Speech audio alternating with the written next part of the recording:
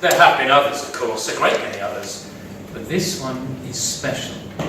For one thing, this is to be a total lunar eclipse, also known as a blood moon, a rare primordial sleight of hand that turns the moon crimson. You can understand why it was traditionally seen as a harbinger of horridness. Christ almighty, the moon's turned to blood! It must be the end of the fucking world! Ah! Sort of thing. For another, and this is way more amazing, we're actually going to be able to see it here in London. Visible eclipses of any kind aren't exactly thick on the ground here, where cloud and contrails and impossibly tall monuments to money conspire to blot out the stars, drawing the darkness down into the streets and covering the city like turfs. Yes, there was one back in August 1999, conveniently just around lunchtime. We poured out of the offices and onto fire escapes, 3 pairs of sunglasses slung around our foreheads like Professor Brainstorm to gape at the fugacious spectacle. And I recall that just before midday, the birds abruptly stopped singing, and it quickly became quite cold. The chill was understandable, but the silence, it seemed ghastly somehow, memorable, for the wrong reasons. Nothing was going to stop me from venturing out in my tracksuit bottoms and Big Ferry Parker in the small hours to catch the biggest show in town, a natural wonder of the year. At around 2 a.m, pleasantly blurred on hazelnut liqueur, I leave the flat and pace up and down the street, waiting for the magic show to start. Over the bridge, my mate has done the same, dashing out in her coat and pyjamas and scampering into the local park, where the moon is suspended over a large open field, partly obscured by cloud. We will give one another a live commentary by smartphone from our respective boroughs. You made it then, I say. Yeah, I don't fanny about, she says. See anything yet, I say. Just a pinhole, she says. A pinhole? You're a pinhole, she says. We're children of the 70s, flinty and quick to persiflage. Throughout the next hour, also, the moon will resemble, in no particular order, a Bronze Age god, the planet Mars, a bruise, a muddy orange, a discoloured bone ball, a rusty spotlight beamed from a faulty projector, a partially eaten Jaffa cake. This had better be worth it, she says. There's a dog howling away in this park like a fucking mental. Once, she and I were more than friends. For 6 years, we knocked about and shacked up and did what lovers did, until we didn't. Scratching mats for a future friendship. Training ropes for a different kind of love. I remember the day she came home, her face a silent no-mask of pain.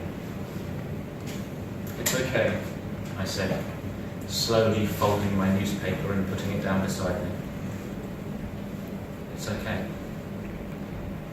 I'd failed her.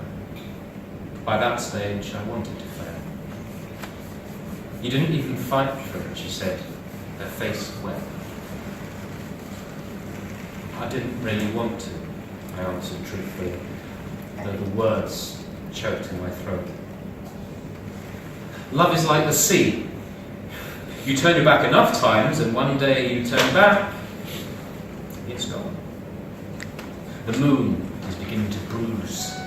Are you getting this? I say, sounding like NASA. I think so, she says. There's bruising. I turn the corner into Lots Road, into the literal shadow of the power station. A long time ago, it was a mighty Edwardian edifice, pumping juice into the London Underground. Now, huge insectoid-like cranes with glowing red eyes have torn its roof off and gouged great lumps out of its flank to turn it into fancy flats and boutiques. The suits take another scalp and they hung it from a 275-foot chimney. The moon has begun to scab over. On the end of my phone, my friend takes a swig from her vodka and tonic-filled bottle. It's really happening, she hiccups. Hovered over a billboard for a newly released sci-fi comedy, The Martian, the eclipse seems to give the moon a curious 3D quality, as if it were a Christmas tree bauble suspended over the rooftops. So unlike the regular, flat, hole-punched effect, it is definitely different and unusual. I have to fight the urge to fetch a tape recorder from the flat and blast a few bars of "Thus spake thou Zarathustra" into the still, quiet night. This is astounding, I say. Jesus, look at that. Yet again, I reflect on the fact that it's an excellent idea to keep one's exes friends, wherever possible.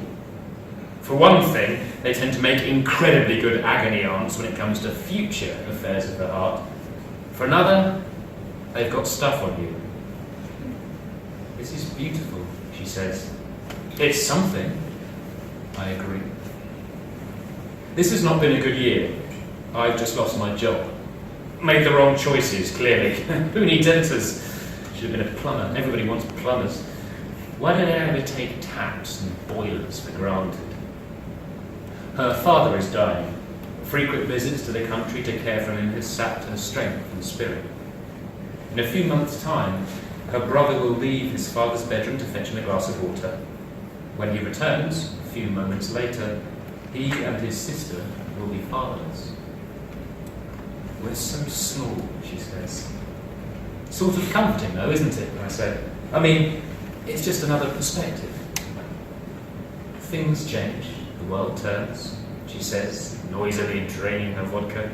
We'll get there. We will, I say. Right now, I just want to get back indoors. It's bloody freezing out here. Me too, she says. Night-night. And we head for home. Two old friends standing in different streets with the same impossible thing hanging over our heads.